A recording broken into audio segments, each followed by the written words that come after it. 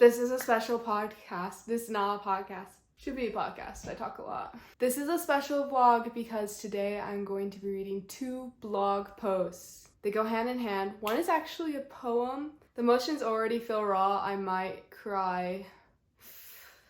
I really hope this helps you guys because it has been a struggle for me for a long time.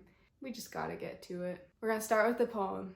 This blog was posted November 5th, 2023. Blog title, I am Mandy. Female, dirty blonde hair, blue-green eyes. Can play soccer, can play guitar, can play cute. I am happy, upbeat like kids dancing around a gift, caressing like the sun at its peak, warm like fuzzy socks on feet. Can give laughters, can give smiles, can give anything. I'm sad, hunched over like Dracula hiding in his cape, dark like a cloudy day, cold like air that freezes nose hairs. Can play misery, can give sorry, can feel nothing and everything. I am Mandy. I have things, possessions, materials. And I have happiness, sadness, anger, fear, faith, peace, stress, guilt, worry, shame, excitement. Am I these things inside, the things that animate my body, that make my face lift high, lips stretch wide, or bend down lips in a frown? The materials that enliven my soul? Do they make me me? Or are they paints and oils and brushes? And am I the painter or the canvas? I am Mandy. I have happy. I have sad. I am. I have. I would say poems are almost never complete because you can always revisit them and see something you can do better.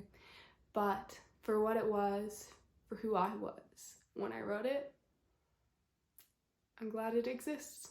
Now, I'm not going to review anything about it because the review actually happens in my next blog post. So let's just hop on over. This blog was posted November 12th, 2023. Blog title, Having versus Being Our Emotions. Oh, Americans, Canadians, British people, English speakers everywhere, what have we done? There's a problem. Maybe it's leaked its way into other languages. You'll have to excuse my lack of knowledge. However, from the few languages I have studied, I've noticed there's an error in English that may have negative effects upon our day-to-day. It's the I am. I did a poem on it last week called I am, which y'all just heard. The poem left me satisfied. I felt as though I had spoken well enough on the topic. However, I thought that I might as well play it safe. With a topic as impactful as this one, I didn't want anyone to miss the message. Plus, as a psychology-loving girl, I'm happy that in this blog, I can touch upon research related upon it.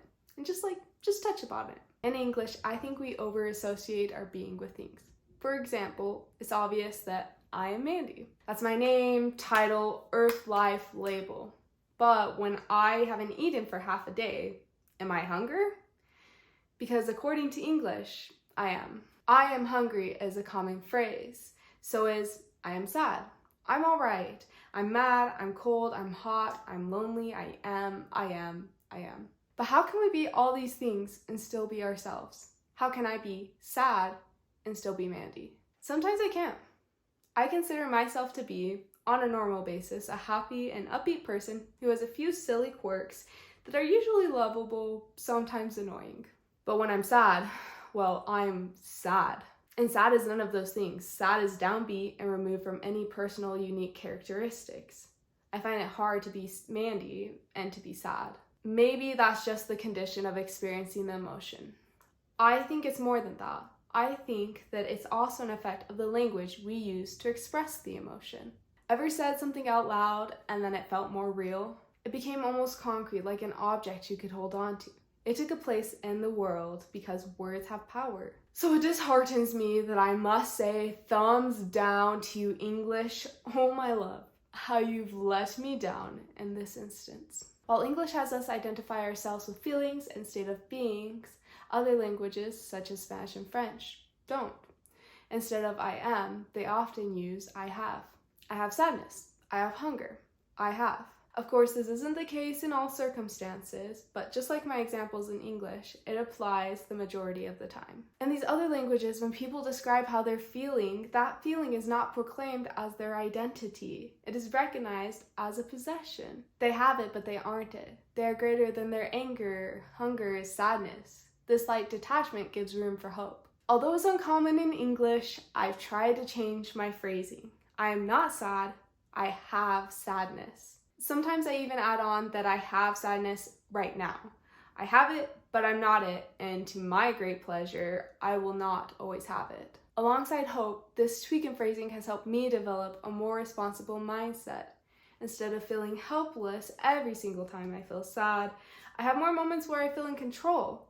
I can still live the life I want to live, do the things I want to do, enable the good I want to come. Studies have shown that verbalizing emotions helps us process them, so it makes sense that how we speak about feelings affects how we perceive them as we process them. Researchers recognize more and more that language has a role in emotions and our perceptions of them. Although I do not pretend that I have specific science to back up the difference between I am and I have, changing my phrasing to the latter has helped giving me the space to think about how I feel, process it more easily, and develop a sense of calm in times that I could have slipped into emotional turmoil. So I am not sad, I am not happy, I'm not hungry.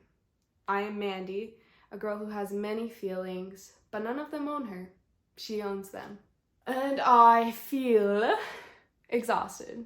That's another way you can phrase it instead of I have. I feel a lot of things, a lot of the time, almost always. Saying I am does seem to attach a sense of permanence to that feeling. Oh my gosh, like we need that. Really, who wants to feel that they might be sad forever? Who wants to have that hopelessness? That said, it's not helpful to ignore that that feeling exists either and just pretend you're happy all the time or pretend you have no emotions at all. That's when the I have steps in. You recognize the emotion, but also you leave some room for hope, to cope, to realize this is not my forever.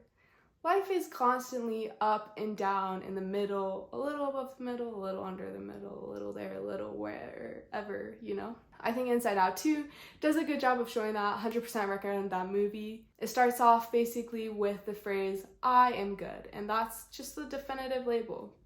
But the truth is, we're all a mix of a lot of things. Emotions, experiences, dreams, worries, and making one our universal identifier in a time of crisis is going to push us down. It's going to lock us into a box.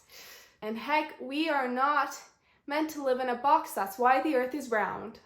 Look, I don't know if this will help for everyone, and I'm not going to say this is the cure-all, because I have had to do a lot more work outside of this to cope with my feelings, to do better at processing them, better at self-regulating, etc. This, however, was an important step toward my transformation in how I regulate my emotions. I was so enmeshed with any emotion I felt in the moment. It just took over, and I saw through that lens every single time. I did try to toxically, positively talk my way out of it sometimes, but it didn't work. I knew what I was, how I felt, and that's all I could see. Being able to see other things, but still validate the fact that I feel sadness or whatever else I'm feeling has helped. Because you're not bad if you feel those things, but you are more than your good moments and your bad moments, your good feelings and your bad feelings. So you can give it a try for maybe a week or so, see if you notice a difference. I especially like the adding on right now at the end, just as a verbal cue that this is not my forever. I hope this helps you if you're taking your first steps into better regulating your emotions and finding more power in your life, more calm in your ability to validate that how you feel is important because you are of worth and value.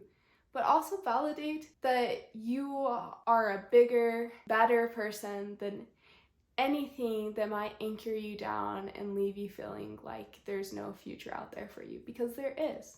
There's a future for you. And the first few steps are hard. in this process, but trust me, it's worth it. Now that I've said a bunch of cliches, I think we can end this hopefully on a good note. I hope you enjoyed me posting more videos these past 2 weeks. I've certainly enjoyed creating them. And have a good rest of your day, a good rest of your hour, good rest of your week. Tune in next time, subscribe, like. Love y'all.